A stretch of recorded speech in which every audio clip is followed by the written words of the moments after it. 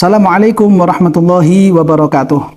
Alhamdulillah para pemirsa, para pengikut, dan para pecinta channel YouTube MZT Malang Raya dimanapun Anda berada, kita bisa melanjutkan kajian dan pembahasan kita, masih membahas dan mengulas tentang beberapa hukum yang berkaitan dengan perceraian, dan sebagaimana yang telah kita singgung di video-video sebelumnya tentang sekelumit tentang pembukaan dan juga hukum-hukum terkait masalah talak.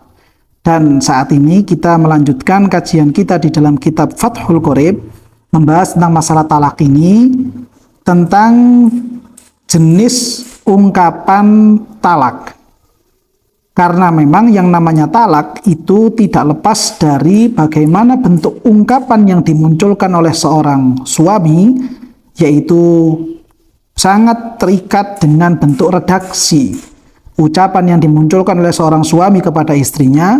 Maka kemudian redaksi talak atau ungkapan ucapan dari talak itu sendiri terbagi menjadi dua macam.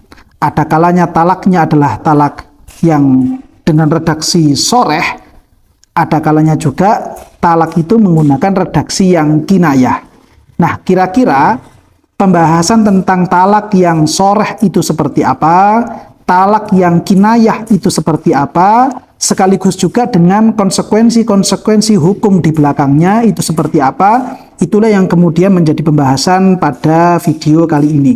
Sehingga terutama bagi para suami istri yang telah membangun bahtera rumah tangga, sangatlah penting untuk memahami tentang dua bentuk talak, apakah itu yang soreh atau yang kinayah. Penting untuk memahami dua hal ini supaya bisa menghindari kata-kata yang arahnya kepada dua bentuk talak itu sendiri, sehingga tidak sampai terjerumus pada satu kubangan yang bisa menyebabkan terpisahnya hubungan rumah tangga, terpisahnya hubungan suami istri hanya gara-gara ketidakmengertian, hanya gara-gara ketidaktahuan tentang konsekuensi dari ucapan-ucapan yang dia sebutkan. Kenapa demikian? Karena memang talak itu sendiri ketika diucapkan oleh seorang laki-laki, walaupun mungkin dia itu dalam kondisi bergurau, atau mungkin dia itu dalam kondisi emosi, atau mungkin dia dalam kondisi di bawah pengaruh minuman keras atau narkoba misalkan, sedangkan yang dia ucapkan ini termasuk kata-kata yang soreh, kata-kata yang memang jelas merupakan bentuk talak dan tidak bisa ditakwil kepada makna yang lain, maka talak yang dia lontarkan, ucapan talak yang dia sampaikan kepada istrinya, tetap itu akan menjadi talak, tetap itu akan menjadi cerai. Sehingga dari ketentuan yang mendasar seperti ini, penting bagi kita semuanya, terutama kaum laki-laki, para suami, supaya mengerti dan memahami tentang hukum-hukum berikut yang akan kita bahas ini. Di dalam kitab Fathul Qorib, beliau Asy-Syaikh Al-Qadhi Abu Syuja Al-Asfahani dan juga beliau Asy-Syaikh Muhammad bin Qasim Al-Ghazi memberikan keterangan tentang masalah dua jenis talak ini dengan menyatakan wat-thalaqu durbani. Talak itu memiliki dua macam, ada dua bentuk kata-kata atau ungkapan-ungkapan talak, yaitu sorihun wa kinayatun. Yang pertama adalah soreh, artinya soreh itu terang benderang, jelas bahwa ini merupakan ungkapan-ungkapan talak. Wa kinayatun, dan yang kedua adalah yang namanya kinayah. Kinayah itu suatu ungkapan talak yang dia itu tidak bisa dipastikan memang tujuannya adalah talak, karena dia masih punya pemahaman makna yang lain, makna kedua, ketiga, dan keempat, apakah itu talak atau bukan talak. Beliau kemudian melanjutkan keterangannya, fassorihu ma la yuhtamalu ghairu talak. Yang dimaksud dengan sigot talak, yang dimaksud dengan redaksi talak atau redaksi cerai yang soreh adalah ma la yuhtamalu ghairu talak.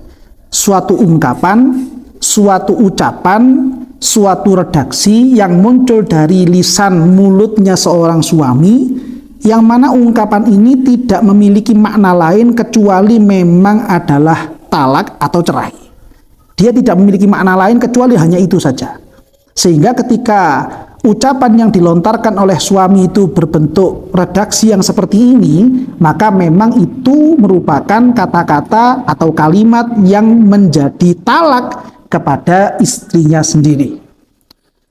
Itu yang masalah soreh. Lalu kemudian wal kinayatu, sedangkan yang dimaksud dengan talak secara kinayah, artinya redaksi talak secara kinayah adalah ma tuhtamalu ghairuh, suatu ungkapan, suatu ucapan, suatu kalimat, suatu redaksi yang dimunculkan oleh suami kepada istrinya, namun ucapan ini, kalimat ini, redaksi ini memiliki multi makna. Dia bisa difahami sebagai bentuk talak, bisa jadi juga bukan talak. Artinya memang kalimat yang muncul itu memiliki makna ganda. Bisa bermakna 2, 3, dan seterusnya. Yang jelas dia bisa jadi memang maksudnya adalah talak, bisa jadi memang maknanya bukan talak. Nah, ini disebut atau diistilahkan dengan sebutan talak secara kinayah. Kalau yang sudah terang benderang itu memang maksudnya adalah talak, maka itu namanya talak secara soreh. Maka kaitannya bagaimana? Walau talaffadhu zauju bisorihi. Seandainya saja seorang suami itu memunculkan kalimat, memunculkan ucapan berupa talak, yang talaknya ini adalah soreh. Artinya dia bilang kepada istrinya, kamu saya talak, kamu saya cerai. Dengan nuansa kata-kata, dengan bentuk ucapan yang memang soreh, tidak memiliki makna lain kecuali hanya talak saja. Waqala, kemudian si suami ini bilang, lam urid bihi tolako. Saya dalam mengucapkan itu tidak ada tujuan untuk talak. Si suami setelah memunculkan ucapan kamu saya cerai, kamu saya talak, setelah bilang seperti itu, dia kemudian bilang, saya tidak ada niatan untuk talak, saya tidak ada maksud untuk mentalak istri, saya tidak ada maksud untuk menceraikan istri. Bagaimana konsekuensinya? Lam yuqbal. Maka pengakuan suami yang kedua ini, perkataan suami yang kedua yang dia mengatakan bahwa saya tidak ada keinginan untuk menceraikan istri, saya tidak ada keinginan untuk mentalak istri, saya tidak ada niatan untuk mentalak atau mencerai istri, ini tidak bisa diterima secara hukum syariat. Berarti artinya talak yang dia munculkan, talak yang telah dia ucapkan tetap telah jatuh talak kepada istrinya.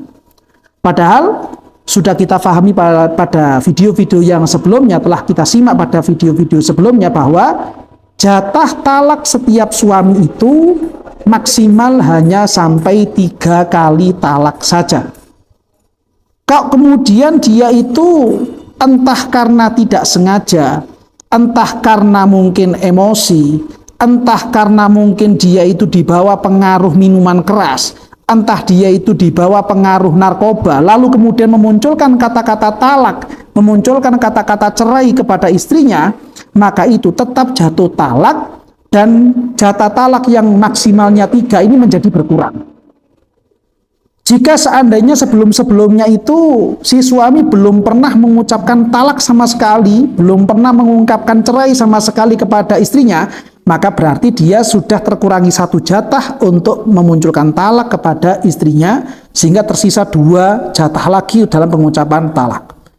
Tapi kalau seandainya di beberapa hari atau beberapa kesempatan-kesempatan sebelumnya, si suami ini sudah sering atau sudah pernah mengatakan talak, mengatakan cerai kepada istrinya, maka jatah talaknya pun juga semakin berkurang. Apalagi kalau sudah berkali-kali, sebagaimana banyak kasus yang kita saksikan, kita dengar dari peristiwa-peristiwa yang seperti ini, maka talak itu tetap terjadi dan maksimalnya adalah 3. Jika memang si suami itu sudah memunculkan talak 3 kali, entah itu disengaja, entah tidak disengaja, entah karena emosi, entah karena pengaruh minuman keras, entah karena pengaruh narkoba, maka si istri sudah bukan istrinya lagi, si perempuan itu sudah bukan istrinya lagi, karena si laki-laki atau si suami sudah pernah melontarkan talak sebanyak 3 kali, sehingga mereka berdua harus dipisahkan. tidak bisa melanjutkan rumah tangga dalam satu atap rumah dengan bentuk sebagaimana suami istri pada umumnya. Mereka berdua harus dipisahkan.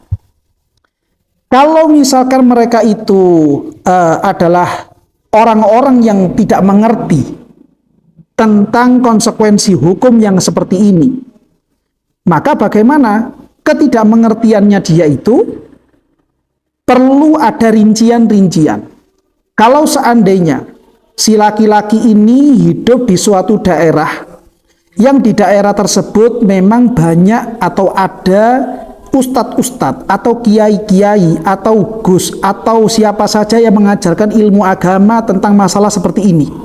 Lalu kemudian dia itu tidak belajar kepada ustadz tersebut, dia tidak belajar kepada kiai tersebut, dia tidak belajar kepada gus tersebut, dia tidak belajar kepada habib tersebut untuk memahami tentang ilmu talak seperti ini, maka tetap dia dianggap jatuh talak dan kemudian perbuatan berikut-berikutnya bisa dianggap sebagai wati' syubhat. Karena apa? Karena dia hidup di satu daerah yang memang di situ banyak ulama mengajarkan tentang ilmu syariatnya Allah Subhanahu wa taala, mengajarkan tentang ilmu-ilmunya Gusti Kanjeng Nabi Muhammad sallallahu alaihi wasallam.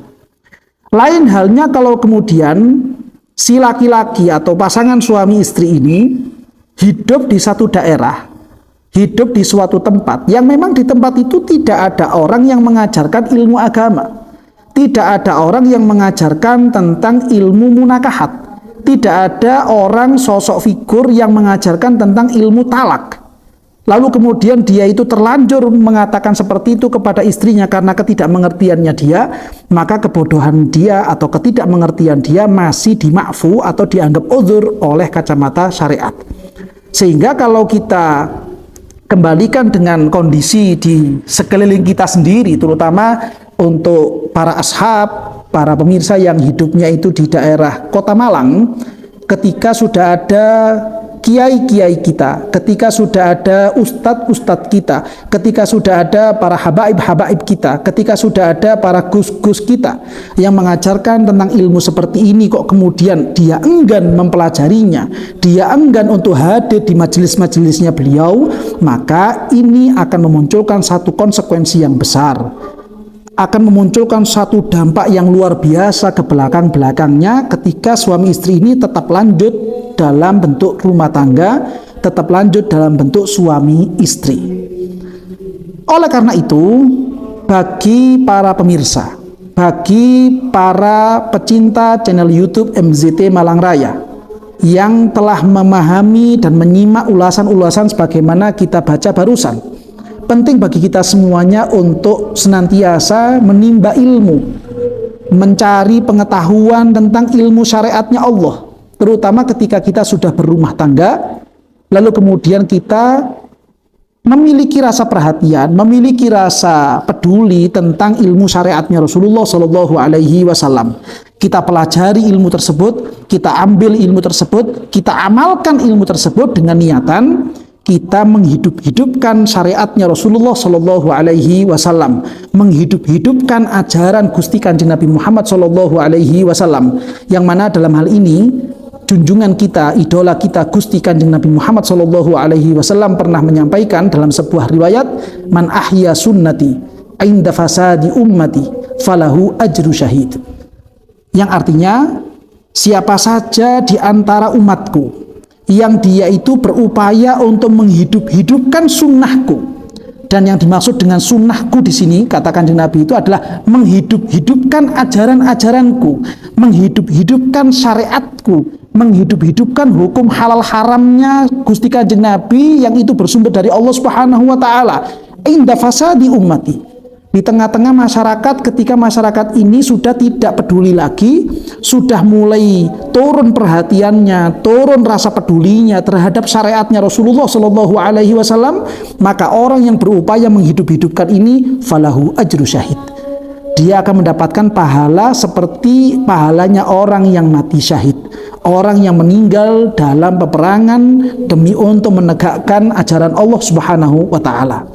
Oleh karena itu, melalui video dan kesempatan kali ini, kami mengajak diri pribadi kami sendiri dan juga para pemirsa dari channel YouTube MZT Malang Raya untuk bisa memunculkan, untuk bisa menumbuhkan, untuk bisa memupuk rasa semangat dalam hati kita di dalam mendalami dan mempelajari, mengenal tentang syariatnya Rasulullah Shallallahu Alaihi Wasallam. Seperti apakah beliau memberikan bimbingan di dalam rumah tangga? Seperti apakah beliau memberikan bimbingan dan ajaran interaksi lawan jenis antara laki-laki dengan perempuan, entah itu yang mahram atau mereka terlebih-lebih yang bukan mahramnya. Kita perlu mengenal itu semuanya, terlebih lagi pada pembahasan kita kali ini tentang masalah talak, yang itu merupakan salah satu atau sebagian kecil dari syariatnya Rasulullah Shallallahu Alaihi Wasallam.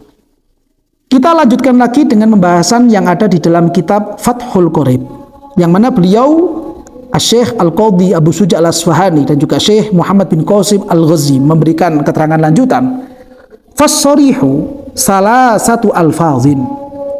Lafat soreh tentang talak, lafat-lafat yang soreh atau bentuk kata-kata yang dianggap soreh dari talak ini ada salah satu alfazin, ada 3 lafat soreh, yaitu at-tolaku. Yang pertama adalah lafat talak itu sendiri. Redaksi yang disampaikan oleh para ulama di dalam kitab-kitabnya selalu menggunakan bahasa Arab. Sedangkan kita yang ada di Indonesia ini, percakapan kita sehari-hari bukan menggunakan bahasa Arab, namun kita menggunakan bahasa Indonesia atau kita menggunakan bahasa daerahnya masing-masing. Untuk orang Jawa dia menggunakan bahasa Jawa, orang Madura dia menggunakan bahasa Madura, orang Sunda dia menggunakan bahasa Sunda, orang Betawi dia menggunakan bahasa Betawi, dan seterusnya dan seterusnya. Bagaimana kemudian kalau pasangan suami istri ini di dalam menyampaikan talaknya menggunakan bahasa-bahasa daerah masing-masing, menggunakan bahasa Indonesia yang memang itu menjadi bahasa nasional di negara kita, bukan menggunakan bahasa Arab. Padahal di dalam kitab-kitab ini selalu para ulama menyampaikannya dalam bentuk bahasa Arab. Maka bagaimana dengan bentuk bahasa selain Arab? Disampaikan oleh beliau Syekh Ibrahim bin Muhammad Al-Baijuri di dalam hasyiah beliau terhadap kitab Fathul Qorib ini. Beliau menyampaikan wa tarjamatut talaqi bil ajamiyati wal muradu biha ma'adal arabiyyah sharihatun. Terjemah dari kata-kata talak, yang mana talak itu memang berasal dari bahasa Arab. Artinya berarti kata talak yang kita kenal dalam bahasa Indonesia itu sebenarnya adalah bahasa serapan dari bahasa Arab itu sendiri yang bermula dari kata-kata tolak. Bahasa tolak dari bahasa Arab ini diserap ke bahasa Indonesia menjadi talak. Terjemahan yang berlaku untuk kata-kata talak yang ada di negara Indonesia atau di bahasa-bahasa daerahnya masing-masing, maka itu tetap dianggap sebagai bahasa yang sharihatun, sebagai bahasa yang memang terang-terangan atau tidak bisa ditakwil kepada makna yang lain selain cerai atau selain talak. Taruhlah misalkan si suami ini bilang kepada istrinya, kamu saya talak. Maka itu sama seperti ketika si suami ini mengatakan kamu saya cerai. Karena kata-kata cerai ini sendiri sebenarnya merupakan terjemah dari kata-kata talak. Kata-kata cerai ini dalam bahasa Indonesia merupakan satu kata yang sepadan atau kata yang sama maknanya, sama maksudnya dengan kata-kata tolak yang ada di dalam bahasa Arab. Sehingga ketika ada suami yang mengatakan kamu saya cerai kepada istrinya bilang seperti itu sama seperti ketika ada orang Arab yang mengatakan kepada istrinya tolak tuki, kamu saya talak. Maka itu sebenarnya sama. Ketika si suami yang orang Indonesia ini mengatakan cerai kepada istrinya, maka itu tetap jatuh talak, walaupun mungkin si suami tidak ada maksud, tidak ada keinginan untuk menceraikan dan mentalak istrinya sendiri. Maka cerainya tetap terjadi, sudah jatuh talak 1 kali untuk istrinya. Alasannya adalah bisyuhrati istimaliha fihi inda ahliha fahiya sharihatun wa in ahsanal arabiyyata. Karena kenapa kok kata-kata cerai atau terjemahan talak tadi itu dianggap sebagai suatu kata yang sharihah, sebagai suatu kata yang tidak bisa ditakwil kepada makna yang lain. Karena kata-kata cerai atau kata-kata talak yang ada di dalam bahasa Indonesia atau mungkin di bahasa-bahasa yang lain ini merupakan satu kata yang memang sudah dikenal bahwa itu digunakan untuk perceraian. Ketika ada orang yang mengatakan seperti itu, maka orang itu di dalam pikirannya tidak memiliki tafsiran yang lain, tidak memiliki takwilan yang lain kecuali arahnya adalah talak, arahnya adalah perceraian. Karena memang seperti itu, maka tetap dianggap sebagai salah satu bentuk kata yang sorihah, satu kata yang memang jelas dan terang benderang maksudnya adalah cerai. Wa in ahsanal arabiyata, walaupun orang suami yang mengatakan cerai kepada istrinya, dia sebenarnya juga bagus dan cakap di dalam menyampaikan ucapan-ucapan berbahasa Arab. Kok kemudian dia suatu ketika mengucapkan kepada istrinya bahasa Indonesia dengan ungkapan cerai misalkan, maka tetap itu jatuh talak kepada istrinya. Ya, berbeda lagi dengan kata-kata firok atau kata-kata saroh yang akan kita bahas pada kelanjutan keterangan dari kitab Fathul Qorib ini. Berikutnya kemudian beliau menyampaikan termasuk di antara lafat-lafat yang soreh adalah yang kedua wal firoku, yaitu kata-kata firok. Dalam bahasa Arab firok itu artinya adalah pisah. Wal sarohu, dan juga saroh. Saroh itu sama artinya juga pisah. Dua kata ini ketika diucapkan oleh seorang suami kepada istrinya dengan bentuk redaksi berbahasa Arab firok atau dengan bentuk bahasa Arab saroh, ya, itu dianggap sebagai bentuk kata-kata yang soreh, kata-kata yang jelas, bermakna talak, bermakna cerai. Lalu bagaimana dengan terjemahan dari kata-kata firok itu sendiri, terjemahan dari kata-kata saroh itu sendiri yang tadi sudah kita simak bersama bahwa terjemahannya adalah pisah. Bagaimana dengan terjemahannya firok dan saroh yang bermakna pisah ini? Maka Syekh Baijuri memberikan keterangan, duna tarjamatil firoqi was sarohi fa innaha kinayatun. Lain halnya dengan terjemah dari kata-kata firok, terjemah dari kata-kata saroh, maka ini tidak sama seperti terjemah kata-kata talak. Kalau terjemahnya firok atau terjemahnya saroh, maka itu masih dianggap sebagai talak yang kinayah. Artinya dia memiliki makna ganda. Bisa jadi maknanya pisah itu adalah talak, bisa jadi makna yang lain. Jika memang si suami itu memiliki niatan untuk menceraikan istrinya saat dia mengucapkan kamu pisah dari saya, atau si suami mengatakan saya pisah dari kamu, ketika mengucapkan kata-kata pisah seperti ini di dalam hatinya ada niatan untuk mentalak, maka jatuh talak. Tapi kalau tidak ada niatan untuk mentalak, maka tidak jatuh talak. Kenapa demikian? Karena yang tadi kita bahas bersama, bahwa terjemah dari kata-kata firok, terjemah dari kata-kata saroh, yaitu berbentuk kata-kata pisah, ini merupakan kinayah dalam masalah talak. Karena ini kinayah, maka butuh kepada niatan. Apakah ada niatan untuk cerai atau tidak? Kalau ada niatan cerai, maka jatuh cerai. Kalau tidak ada niatan cerai, maka tidak jatuh cerai. Nah, ini yang perlu dipahami untuk kita bersama. Bahkan di sini beliau Syekh Muhammad bin Qasim Al-Ghazi memberikan percontohan tentang masalah firok ini dengan bahasa Arab seperti kafarok tuki atau wa anti mufarokoh, seperti seorang laki-laki yang mengucapkan farok tuki.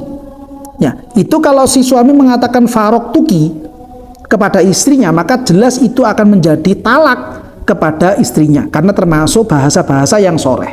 Tapi kalau kemudian si suami ini mengucapkan secara terjemah, saya pisah dengan kamu, maka itu dianggap sebagai bentuk kinayah yang butuh kepada niatan talak atau tidak ada niatan talak.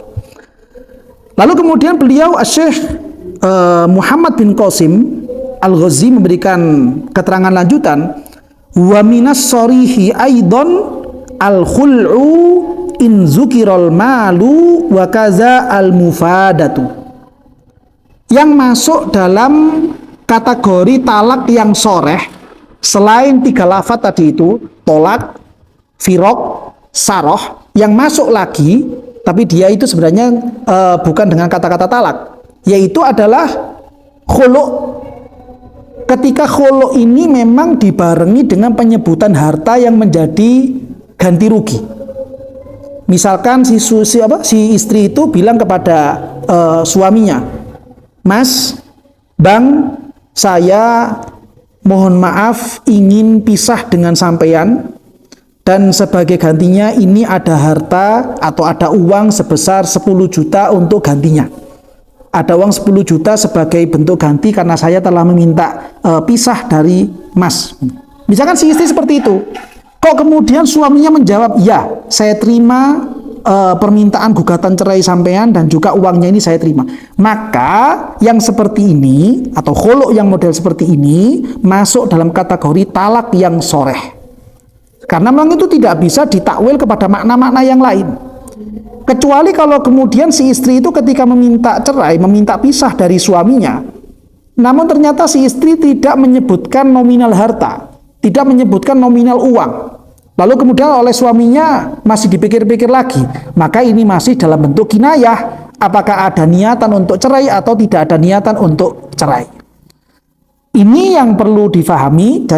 Jadi sorehnya talak itu sudah kita pahami ada 4, yaitu kata-kata tolak, kata-kata firok, kata-kata saroh, dan berikutnya adalah khulu. Ketika khulu ini disertai, dibarengi dengan penyebutan nominal harta yang akan diberikan sebagai ganti rugi dari pihak istri kepada si suami. Dan yang terakhir, yang kelima adalah wakadha al-mufadatu. Mufadah, saling membayar. Artinya si istri bersedia membayar sekian rupiah kepada suaminya dan suaminya pun juga bersedia memberikan pesangon atau mungkin memberikan sesuatu apa, cenderamata apa untuk istrinya sebagai kenangan-kenangan terakhir. Ketika si istri itu meminta untuk pisah dari suaminya dengan menyebutkan nominal tertentu, lalu kemudian diterima oleh oleh suaminya, dan suaminya pun kemudian juga memberikan balasan sebagai bentuk cenderamata terakhir lah kira-kira kepada istrinya, maka ini juga masuk dalam kategori talak yang soreh. Sehingga bisa kita bisa kita tarik kesimpulan bahwa talak yang soreh itu bentuknya ada 5. Yang 3 ini memang betul-betul sebagai bentuk talak yang soreh, dalam yang satu bahasa Arab atau bahasa terjemahnya, yang 2 ini khusus bahasa Arabnya, dan yang 2 berikutnya yang 4 dan 5 ini merupakan bentuk tindakan, bukan secara ucapan, bentuk tindakan yang tindakan dua-duanya ini masuk dalam kategori talak yang soreh, yaitu yang pertama adalah kata-kata tolak dengan terjemahnya, lalu kemudian kata-kata firok, kata-kata saroh, namun kalau terjemahnya bahasa Indonesia atau bahasa daerahnya adalah kinayah, lalu kemudian khulu ketika dibarengi dengan penyebutan harta yang akan menjadi imbalan, lalu kemudian yang kelima adalah mufadah, ketika si istri dan suami ini sama-sama bersedia untuk membayar atau memberikan cenderamata terakhir ketika mereka sebelum berpisah. 5-limanya ini masuk dalam kategori talak yang soreh. Lanjutannya, wala yaftaqiru sorihut tolaki ilan niyati. Bentuk kata-kata sorehnya talak, ketika talak ini diucapkan secara soreh, entah talaknya ini secara bahasa Arab atau bahasa terjemahnya, ya, itu tidak butuh kepada adanya niat. Entah si suami itu memang sudah berniat atau tidak berniat untuk pisah cerai dari istrinya, maka talak tetap terjadi, talak tetap jatuh kepada istrinya, walaupun tidak ada niatan untuk cerai dari si istri. Dia pokoknya ngomong talak begitu saja, maka itu bisa dianggap sebagai jatuh cerai kepada istrinya. Bahkan dalam hal ini pun suami yang dia itu dalam pengaruh emosi, suami yang dia itu dalam pengaruh minuman keras, suami yang dia itu dalam pengaruh narkoba, sehingga dia itu akalnya menjadi tidak waras lagi, dia hilang kesadaran dalam hal-hal yang seperti ini, maka talak yang dia munculkan tetap jatuh kepada istrinya ketika diucapkan dengan kata-kata talak atau kata-kata cerai. Lain halnya kalau kemudian si suami ini mengucapkan cerai, si suami itu mengucapkan talak tapi terpaksa. Si suami mengucapkan talaknya karena terpaksa, maka keterpaksaannya ini menjadi pengecualian. Sebagaimana diterangkan di dalam kitab Fathul Qorib, wa yustasna al-mukrohu alat tolaki fasorihuhu kinayatun fi haqqihi innawa waqa'a wa illa fala. kecuali kalau si suami ini dipaksa, ditekan oleh pihak yang lain supaya dia menceraikan istrinya. Lalu kok kemudian suami ini dia betul-betul mengucapkan kata-kata cerai kepada istrinya. Maka ungkapan soreh yang muncul dari suami yang dipaksa ini, ya, dia dianggap sebagai bentuk redaksi kinayah. Sehingga apakah dia ada niatan untuk menceraikan istri atau tidak ada niatan untuk menceraikan istri. Jika ada niatan maka jatuh cerai, jika tidak ada niatan maka tidak jatuh cerai. Namun sebelum dipahami sampai di sini, kami perlu mengingatkan pada pembahasan kita tentang syarat-syarat mukroh, syarat-syarat paksaan itu sendiri, sebagaimana yang telah kita simak bersama pada video yang sebelumnya, yaitu tentang syarat-syaratnya paksaan itu seperti apa. Jika syarat-syarat itu terpenuhi dan memang pelaku paksa, ya orang yang memaksa ini bisa menjalankan ancaman-ancamannya, maka itu sah sebagai bentuk paksaan. Jika sekiranya tidak terpenuhi syaratnya, maka paksaan ini merupakan paksaan yang tidak muktabar, tidak dianggap oleh kacamata syariat, sehingga si suami yang tadi itu pura-pura dipaksa, dia tetap jatuh talak kepada istrinya. Nah, ini yang penting untuk difahami bersama oleh kita semuanya tentang masalah talak ini, karena memang ini merupakan satu hukum yang memiliki konsekuensi besar ke belakangnya, sehingga jangan sampai kita para suami mudah-mudah untuk melontarkan kata-kata talak, melontarkan kata-kata cerai kepada istri kita masing-masing. Karena itu bisa menyebabkan satu konsekuensi hukum yang besar, satu dampak yang besar, terutama kepada putra-putri kita semuanya. Dan terakhir kalinya, mudah-mudahan keluarga kita, anak-anak kita senantiasa dijaga oleh Allah Subhanahu wa Ta'ala. Mudah-mudahan mereka semuanya dijaga hatinya, pikirannya, akhlaknya, sikapnya, dan semuanya dari tindakan-tindakan yang tidak diridhoi oleh Allah Subhanahu wa Ta'ala, dari semua tindakan ucapan yang tidak bisa membanggakan hati baginda Nabi besar Muhammad Shallallahu Alaihi Wasallam. Oleh karena itu, barangkali mungkin dari keterangan kami ini ada yang kurang jelas, atau mungkin ada pertanyaan-pertanyaan susulan, maka bisa Anda sampaikan melalui kolom komentar atau melalui nomor admin yang telah tertera pada channel YouTube MZT Malang Raya. Mudah-mudahan kita semuanya senantiasa diberikan kekuatan oleh Ta'ala untuk bisa mengamalkan ilmu-ilmu kita, sehingga kita bisa menjadi orang-orang yang diridhoi oleh Allah Subhanahu wa Ta'ala, mulai dari dunia sampai nanti di alam akhirat. Dan mudah-mudahan lagi kita suatu saat nanti di alam akhirat bisa berkumpul bersama-sama dengan kekasih kita, junjungan kita, idolah kita, Gusti Kanjeng Nabi Muhammad Sallallahu Alaihi Wasallam. Amin ya Rabbal Alamin.